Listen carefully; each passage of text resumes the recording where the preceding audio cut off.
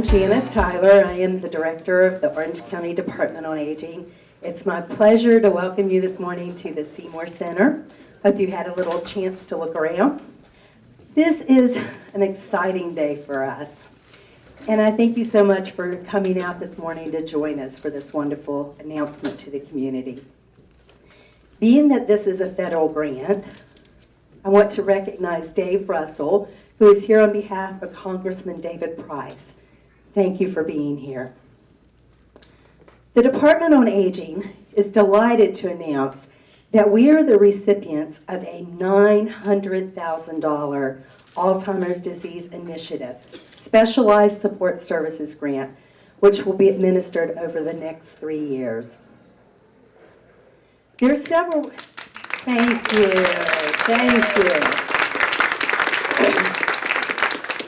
Very excited for our county. There are several reasons why this grant is so significant for the older adults in Orange County.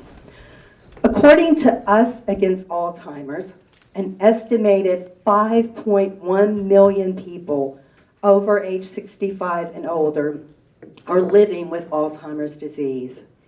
This is the most common form of dementia, and in the next 10 years, the number is expected to reach 7.1 million persons.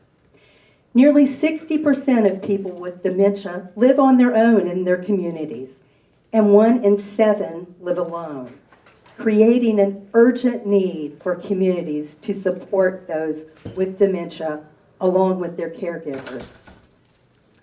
Recognizing the growing need to address Alzheimer's disease and its effect on our state, Governor Pat McCrory established the Task Force on Alzheimer's Disease and Related Dementia to develop North Carolina's Alzheimer's Disease Action Plan.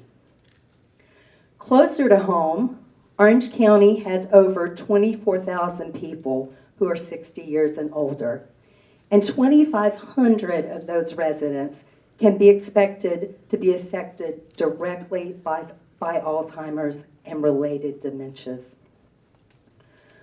Orange County has many of the elements of a dementia-friendly system.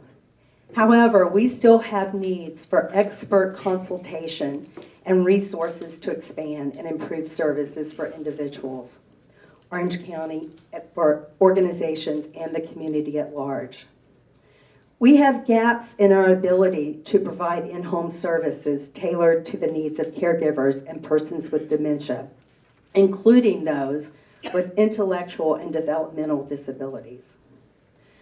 Direct care workers often lack knowledge and skills to provide caregivers and persons with Alzheimer's disease or other dementias person-centered care in the home setting.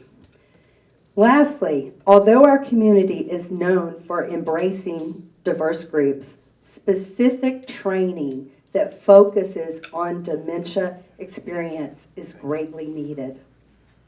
These are the reasons we are so excited to receive this grant to address each one of these needs.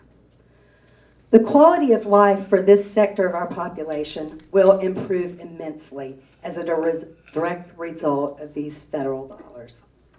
To talk about the federal and state effort is Mark Hensley.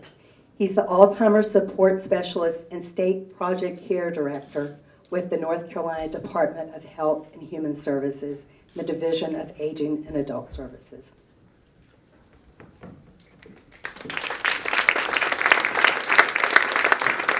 Thank you, Janice. And Janice is fighting a terrible cold, so she really does deserve that round of applause. Good morning. I bring you greetings from the Office of the Governor and the Department of Health and Human Services.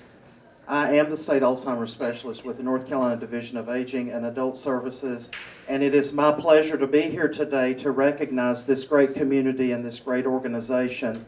I don't believe anyone quite understands the magnitude of this award. Orange County has received one of only a handful of grants supporting change in the community to become dementia-friendly. Not only are they a visionary in North Carolina, trailblazing far ahead of any community that we know of in North Carolina receiving a sizable grant to create dementia-friendly communities. They are also, in the country, one of 15 that are moving toward a dementia-friendly community, which is an initiative announced at the Summer White House Conference on Aging. And this is a federal initiative that will move throughout the country, recognizing that we all have a hometown, recognizing that federal and state funding cannot meet all of the demands of an aging population.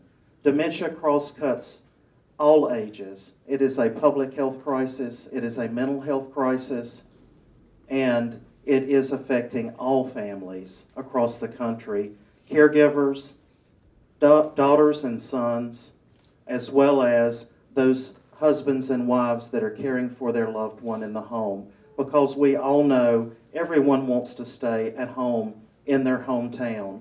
So in response to this, Orange County is taking a bold leap, and we 100% support this initiative.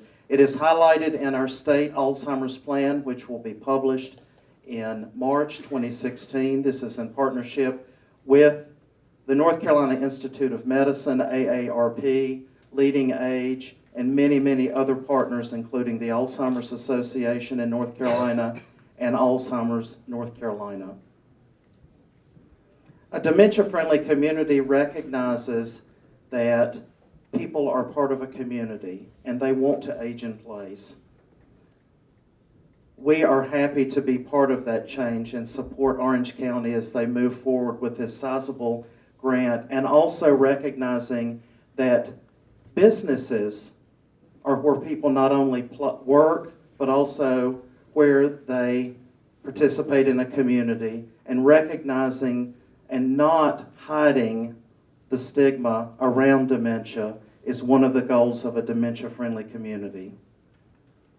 So it is my pleasure to now turn over the microphone to the Board of County Commissioners member here in Orange County, Mr. Earl McKay. Thank you very much. Thank you, Mark. It is indeed an exciting day for us in Orange County.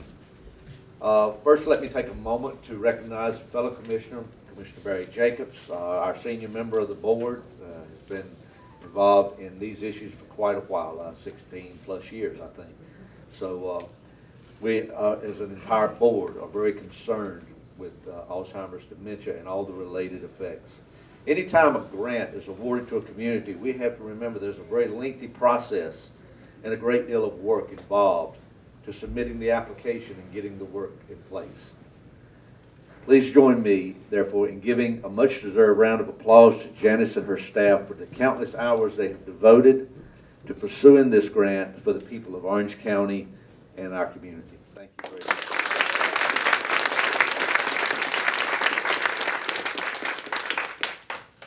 The funds for this grant will specifically target caregivers and residents with Alzheimer's and related dementias.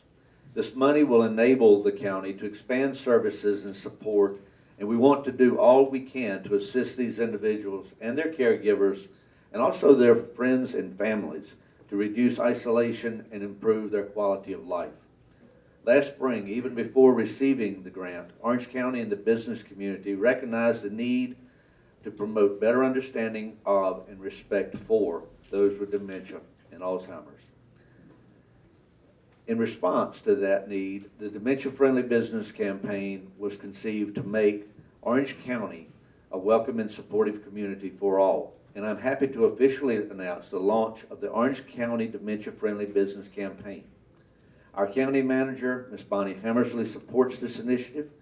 She is committed to ensuring all county employees will receive training to identify the special needs of the dementia community.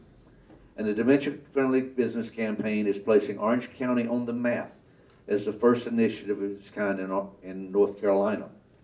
On a personal note, at my age, I'm not afraid of very much anymore, but losing my mental facilities is something I am deathly afraid of. And I'm sure that other folks in this room, besides myself, have had friends or family members that have been affected by this, what I'll refer to as a disease. It affects not only that person affected, it affects their families, it affects their friends, that affects their community. So it's critical that we, with an aging population in Orange County, North Carolina, and in the entire country, as a matter of fact, focus on this just like we focus on other issues. So to tell us more about this is Lorenzo Mejia, originator of the Dementia Friendly Business Campaign in Chapel Hill and the owner and co-sponsor Akron Home Services. Thank you.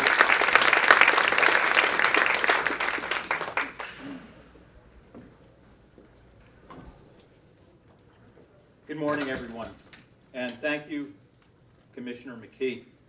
I'm really excited. My idea for a dementia-friendly business community began over a year ago. Matthew Kane, who at the time was district governor for Rotary in the Triangle, chose Alzheimer's as the topic he wanted clubs to focus on during his year as governor. And the first time I heard him speak, he began his presentation by saying, "Do something amazing." Since I'm on the board at the Department on Aging, I've known that Orange County has fabulous resources and was doing a lot for seniors. And as a dementia care specialist, I'd long been aware of the dementia-friendly initiatives taking place in Europe. And I asked myself, what if we could combine the resources at the Department on Aging with the passion for service and the connections in the business community that Rotary clubs provide? Today, we are launching something amazing. The Dementia Friendly Business Initiative trains local businesses in what dementia is, how to recognize it, and how to interact with customers that might have it. Now, this is huge. If salespeople appreciate that big menus with lots of options can be intimidating, or that a credit card terminal is daunting, it can have a profound impact on how people experience that business, the experience they have at that establishment. It's a place they'll feel comfortable visiting, and they're going to tell their family and friends. Now, it's our goal that this logo will be recognized across the county as a symbol of businesses that care and want to make themselves accommodating to folks with dementia. If you know a business that should be certified, ask them to contact us. Here's how the process works. The manager or owner signs a pledge committing their customer-facing people to attend an awareness training. It takes about 90 minutes. We conduct it at the place of business. It incorporates both video as well as a discussion of things they can do to become more dementia-friendly. 10 businesses across the county signed up to be our partners in this pilot phase. During this period, we're training them and also learning how we can make the process as effective as possible. And then in the new year, with the funding of that fabulous grant that Janet and Mary and the rest of her team secured, as well as the support of our local Rotary clubs, we'll continue to roll this out to many more businesses. I would like to recognize the businesses that have already committed to training. I'll read their names. If there are any representatives here from those businesses, I'd be delighted if you'd stand or raise your arm so that we can recognize you. Fidelity Bank of Chapel Hill, the Animal Hospital of Carborough, Carborough Family Pharmacy, the Law Office of Colin Austin in Hillsborough, the Maitland Law Firm of Chapel Hill, Jersey Mike's, Walgreens, the Chapel Hill Carborough YMCA, the Chapel Hill Public Library, and Cameron's Gift Shop in Carborough. 5 of these businesses have been trained, and others will be trained as soon as we can coordinate schedules. I want to thank them for working with us to make Orange County the best place to be in the United States.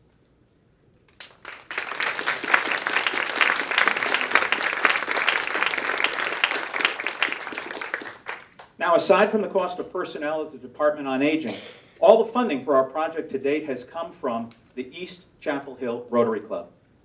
And I'd like to ask our club president, Christy Jones, to stand and be recognized. And Christy, thank you for your support and the support of the club to help get this kick started. And now I'd like to pass the mic to John Perry, a friend of mine, a Rotarian, and a senior vice president at the Fidelity Bank in Chapel Hill, one of the first businesses to become dementia-friendly.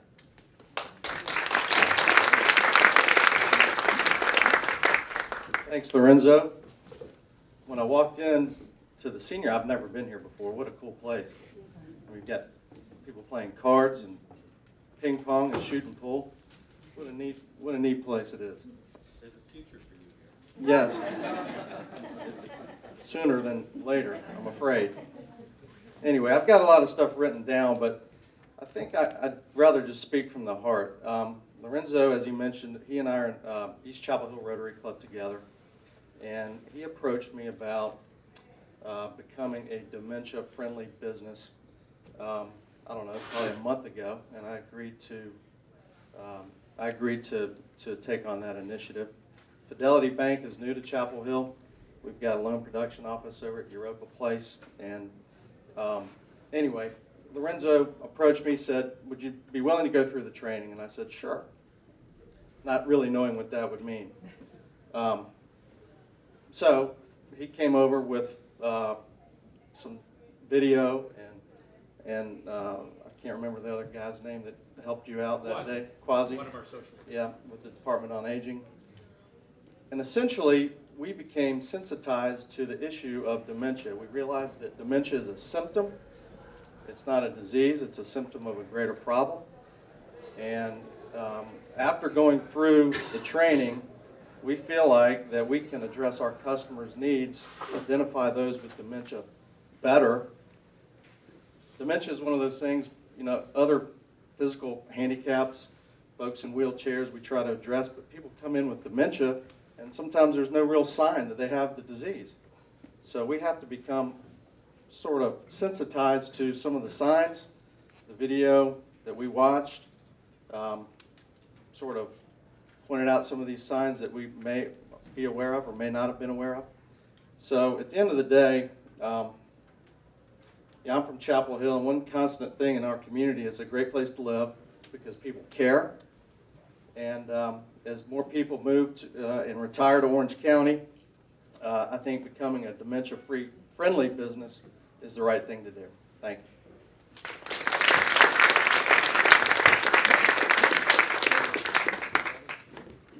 Thank you, John.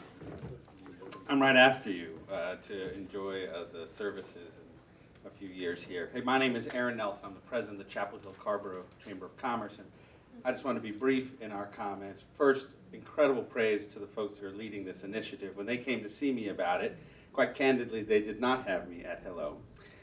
It took some conversation for me to understand what this was about and how important it was, and to wrap my arms around what they were talking about. Chapel Hill and Orange County get a lot of the best ofs. #1 place to live and work and play and learn and raise your family. But it's an incredible honor when your best of is best. The federal government recognizes and gives you $1 million almost in order to recognize that we were the best proposal and the best place to do this kind of work, and so I am grateful. I only wanted to say that the business community stands in partnership. We look forward to actively partnering with the Rotary and with the folks at the Department of Aging and spreading the word about this certification. You made a list of 10. I'll add the Chapel Hill Carborough Chamber of Commerce as the 11th business committed to be a part of this partnership. Our organization has 1,200 small businesses and nonprofits in our membership and employ about 80,000 people in this general area, and we're looking forward to introducing them to this and to following the footsteps of John Perry and his team. We know that every customer deserves to be treated with respect and dignity. We know that as employers, we can do a better job taking care of family and caregivers that need to be spending time with their family and supporting them. And I'm grateful that so many chamber members have already signed up for this program. And so congratulations and thank you, and I am honored to be here. But maybe most excited about introducing Bobby Gersten, who has the title of the oldest living Tar Heel, the oldest living graduate of the University of North Carolina at Chapel Hill in the state of North Carolina from the class of 1942, Bobby Gersten.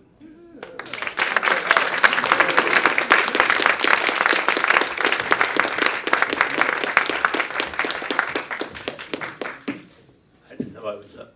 So good to be here, and when you're 95, it's good to be anywhere.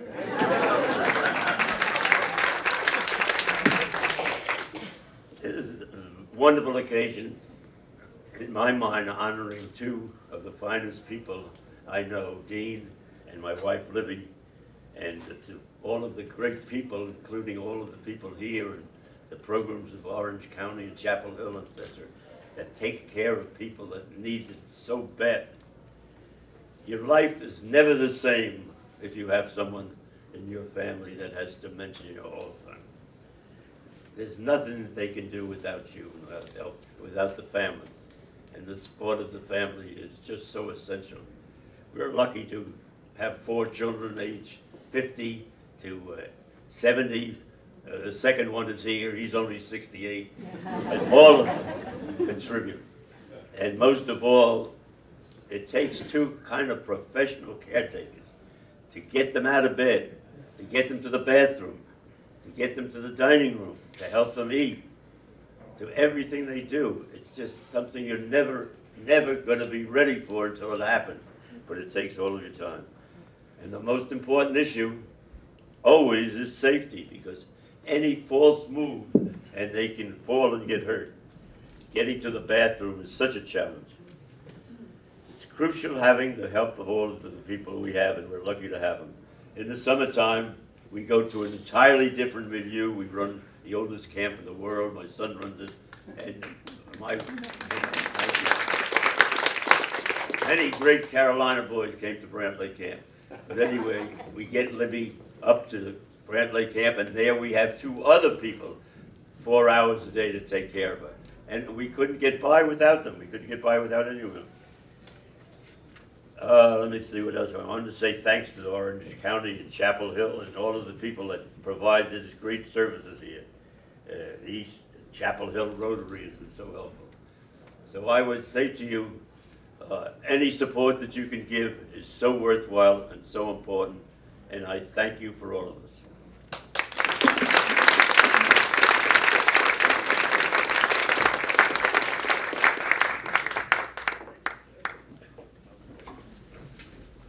Thank you, Coach Gerson, for sharing such poignant and personal accounts. We've been crossing paths, I guess, for about 4 decades, and it was mostly in the context of sports and athletics.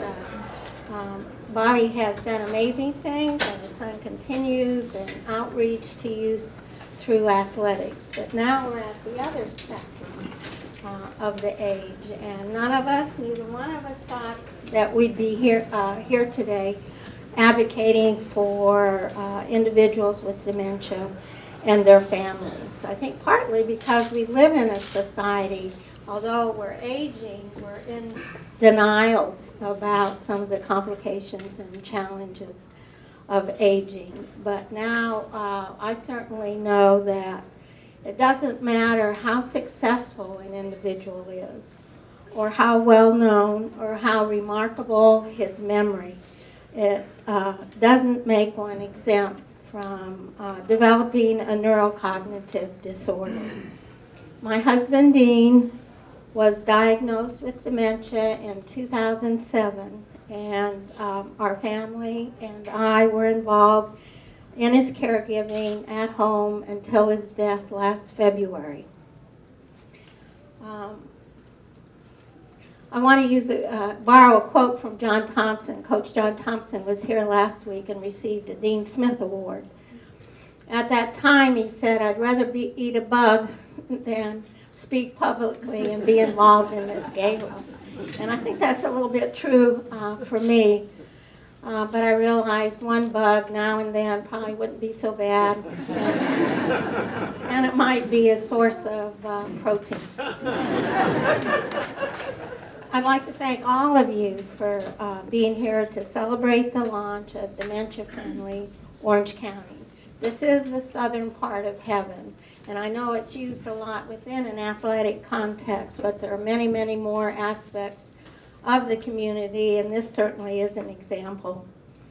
I'm very proud of the community, these agencies, businesses, and individuals who have taken these efforts to implement a more comprehensive response to the important needs of individuals with dementia and their families. It is a family disease, and it takes a village to provide care. I'd also like to thank the representatives of the media present today. You belong to one of the most important businesses, and to increase awareness and help educate the public to make this dementia-friendly community a reality. Alzheimer's and other dementias present enormous challenges. They're chronic, progressive, and terminal. There's no cure. I'm not trying to say that one terminal illness is more tragic than another, but because of the high incidence, the devastating disability, the lack of awareness, and the need for more research funding, and certainly, but this tends to overshadow the need for support for families and programs to maximize function and decrease isolation. I was very fortunate to have family support.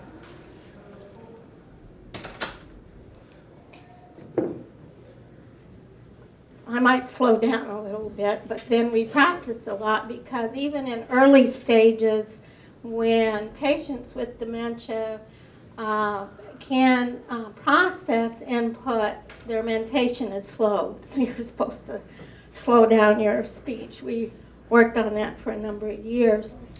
My older daughter, who's here today, she moved home when her dad became ill. My younger daughter was in residency here. They both had very busy and demanding lives, but they were intimately involved in their father's care.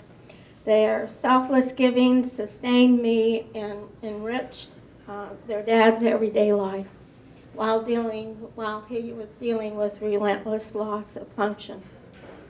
Also, Aaron, I'm grateful to you. You actually were a precocious dementia-friendly workplace because Kristen, on more than one occasion, called in when there was a crisis or even a bump in the road, and he was enthusiastic about letting her take time off or work from home when she needed to watch her dad.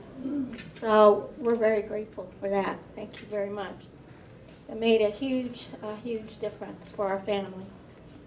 Dean was able to go to his office at the Smith Center. It was a familiar and meaningful place for him. This was our village within a village. He, until the last year, he was able to spend time in this familiar place. Coach Williams provided an office throughout Dean's life after he retired. And no matter how demanding his schedule, particularly during the season, he always had time. He would stop and greet Dean and spend time talking with him. One sports story, one very famous athletic program with a long-term coach, very successful. After he retired, he maintained an office in the arena, and one of the many short-term replacement coaches said, there's nothing worse than having a job with a former coach down the hall. And so it does add pressures, and Coach Williams has been so patient and gracious and so involved in Dean's life when he was healthy and as his illness progressed. The athletic staff, former players, current coaching staff, former coaching staff. This enabled a place where they would feel comfortable and come in and visit, and I think that had a big impact on the quality of life that he experienced. As the illness progressed, he maybe would not recognize the persons, or he saw them as familiar but not quite place who they were or their role in his life. And afterwards, he often wouldn't remember the interaction. But in the present moment, he experienced pleasure and meaning, and that makes a huge difference. During the earlier stages of his illness, we went to movies that would capture his attention, and he liked to eat out. So restaurants, I think, are an important venue. We wouldn't go shopping. He didn't like to shop when he was well, and he certainly wasn't going to develop that skill after he became ill. But that's essential for many people, and it's important to have a dementia-friendly retail businesses. We were, I think, somewhat different. We're not the classical case, and we were fortunate to be in a position to involve multiple treatment modalities. We utilized day treatment attendants. We utilized music therapy in the home. There was music therapy outside the home. This is one of the, I think, I can't overemphasize the importance of music because they retain that ability. It reaches the heart and renews memory much longer than some other stimulation. That's an area where volunteers, we had volunteers come to the home, play music. My daughters downloaded. They're more technologically astute than I am. And at the very beginning, they downloaded all his favorite music on iPods. We played them during the day, as well as when he would walk outside, and then became wheelchair confined, would listen to the music through the earphones. Save your iPods. There are programs in residential facilities to have music available, and the music that was important to them. One of our favorite caregivers, professional caregivers, who was profoundly skilled, but a young student, and a lot of her peers couldn't understand why she knew all the words to Frank Sinatra's songs, Tony Bennett, all the big band jazz, and then of course his favorite, the old hymns. One friend came to the house to play music, and it was not a good day for Dean, and he was playing guitar and singing some of the old songs, some of the old hymns. I've told this story before, and so he was, I think, getting a little discouraged or not sure it was making a difference. And he decided then to end the session and played Hark the Sounds, UNC's alma mater. And Dean stood up spontaneously and started singing. That was one of the breakthrough moments of joy that are so important to families in dealing with members who have this illness. We need to think about, since we're not characteristic family, but we need to think about maybe the aging couple on a fixed income with one spouse with dementia and the caregiving spouse with diabetes and heart disease. Their children are living states away. This is a situation which is more common, and we absolutely need the village with informed businesses, volunteers, agency programs, and well-trained, well-paid, but affordable.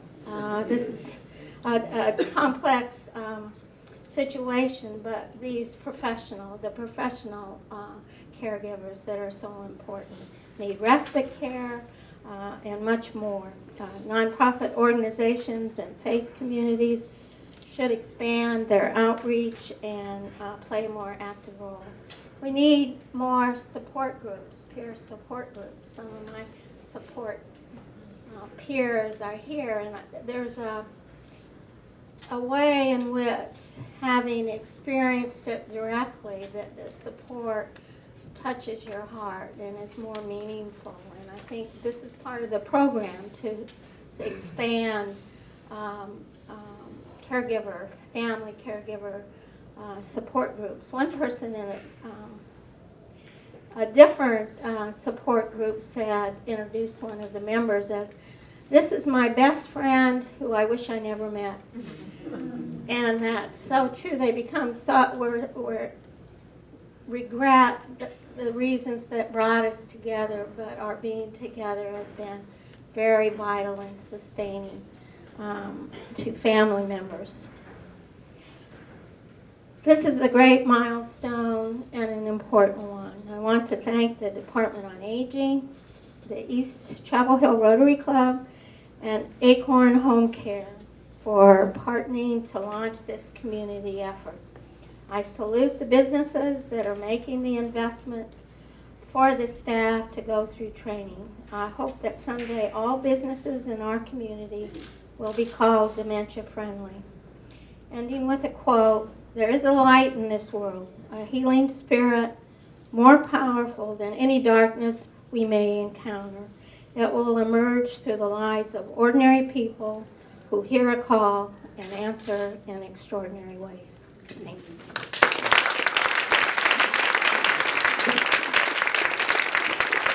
I gotta ask you, because I forgot something so important about Dean Smith, the most considerate, kind basketball coach there ever was. He never missed doing something nice, sending a nice note, sending something about my family, congratulating me. And I, little known fact, was the one who chose him. The way it happened was Frank McGuire, my good friend, was the coach here. And he said, "Bobby, I gotta have a good assistant. If you can't do it, pick me one of these 30 people that applied." And I went through it and I said, "I know who I want. Can I make a phone call?" I called Dean's coach that time, the coach of the Air Force Academy, who I had met with Dean, and asked him what he thought. And of course he gave him a great build-up. And I told Frank that this is the guy you gotta have. Frank called Dean, arranged to meet him at the Kansas City airport, and the rest is history. He came, had a tough first year, and from then on, nothing but victories. He was the greatest, thank you.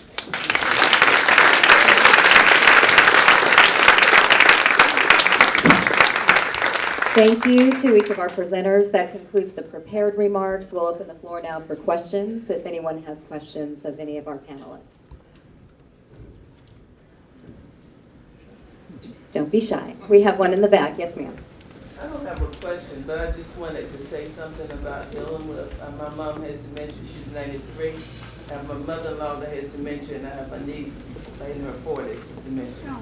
But one of the things that I wanted to just say was that the first client that I took care of had dementia. And when I met her, she said, "I don't want you to be taking care of me." And I said, "You know, I might not like you either, so we got to think about this thing." And so and I said, "We're going to go out today, see how we like it. And if you don't like me and I don't like you, we'll never see each other again." So it's real important that families find that right person for a person with dementia. It's not everybody that's the right fit. And then if they find that right person, boy, it's a joy. So I carry her around inside me like a light. And so, you know, different people are that light. Now my mom at 93, she's had dementia for 13 years. And she's high functional dementia. But across the street there was this building with the sign FDC. So she said that's it for Federal Disaster Center. Now she had every family member believing that. And it really was fire department control. She had a document. So it doesn't mean it's the end of the world when your family member has dementia. Thank you. Yes, sir. My name is Robert Seymour.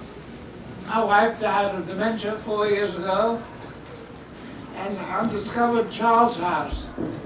And Charles House has just moved to the Carroll Woods campus and is able to double its size, and their primary care is for people with dementia and training people who live with dementia how to cope with it. I think we're very fortunate to have this wonderful institution in Chapel Hill. Linnea, as a psychiatrist and a wife, can you explain how you served both of those roles, and were they conflicting in terms of what you knew might be happening and what you wanted to happen? Mark Chansky was asking me as a psychiatrist, trained as a psychiatrist, and as a spouse,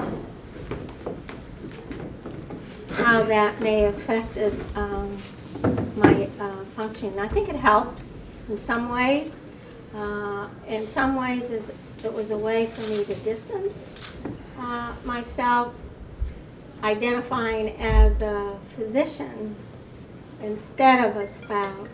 So it kind of went back and forth, but it certainly helped me in recognizing what resources were available and how to avail ourselves of them.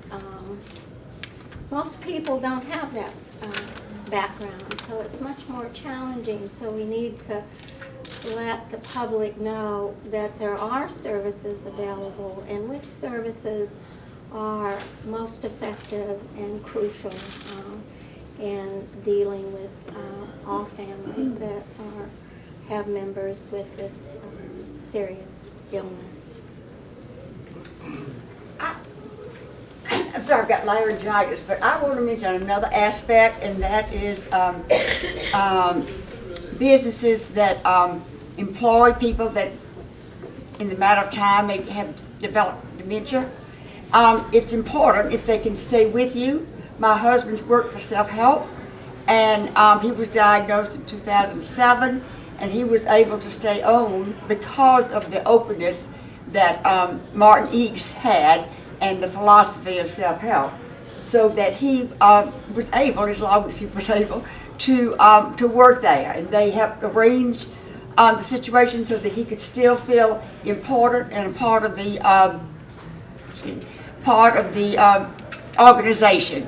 And so I think, other than just being dementia-friendly, I think businesses would be helpful if you have an employee who develops dementia to consider that as one of the alternatives in the early stages of the disease.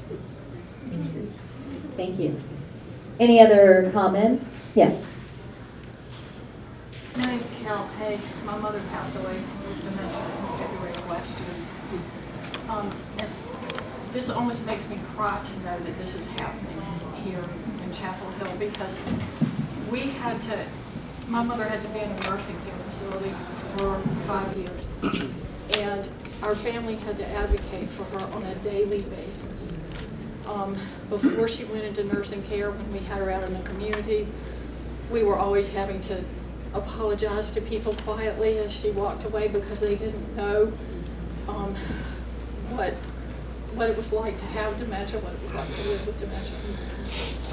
So I cannot say how grateful I am to see this happen here.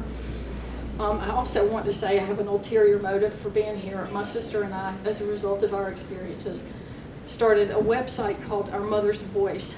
And I have some brochures about our website. Our purpose is to help families advocate for their family members that are in nursing care that have dementia.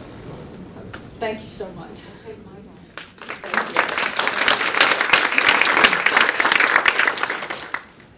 I see no other hands. Oh, two more hands. Yes. I think it's wonderful that we have these 10 businesses in the pilot program. We really appreciate that. How many would you like to see, having gone through training, say a year from now? Yeah, that's a great question. I would say if we can train on average 2 a week, that would be 100. We would like to do much more, but I think that would be a very, very healthy target. The biggest challenge really is there's 2 resources. One is the trainers, and that comes from the Department on Aging and volunteers such as myself or other professionals who do part of this. The huge commitment is actually from the part of the businesses to organize a time when they can have nearly all their staff available for 2 hours is a huge investment and a huge commitment. So it's not an easy undertaking. Especially difficult if businesses have lots of staff, part-time schedules. After we get through this, Janice and Mary and I and the other people on the team want to talk about what's realistic. But in my mind, I've been thinking 100. Janice, would you like to? And since we have a room full of people here, we are looking for folks that are willing to be trained to go out and train the businesses. So if any of you are interested in doing that, we'd love to talk to you about that. Ms. Flowers? I just wanted to say we also have another resource in Orange County, similar to the Charles House for people with dementia and other diseases. Unfortunately, we are close to capacity right now, so there is a growing need, and I don't know where the resources are to build more facilities like ours, but I know it's a blessing to the participants and to their families. So she's speaking about the Soltis Center that's located in Hillsborough, that's attached to the Central Orange Senior Center. Yes, in the back. If we come across a business that wants to participate in this program, what phone number or email or contact could we easily give them? You could call our aging helpline, which is 968-2087. We have magnets with that number on it, and we hope to get those magnets on every older adult's refrigerator in Orange County, because the Department on Aging, we really are the one-stop shop for aging services.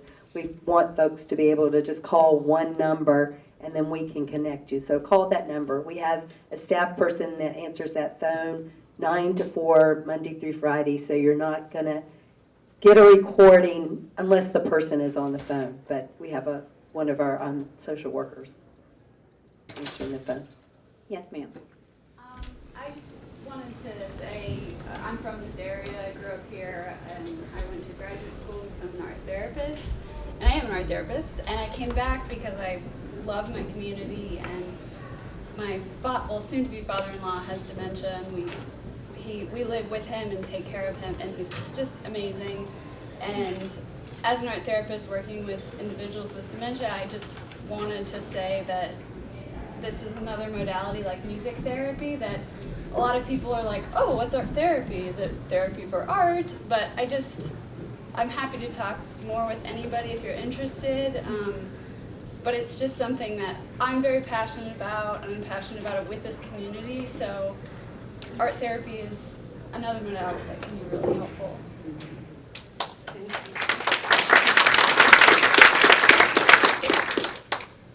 Okay, I think that concludes our question, comment portion. Again, any of the media who want to interview individually with our panelists, feel free to do so.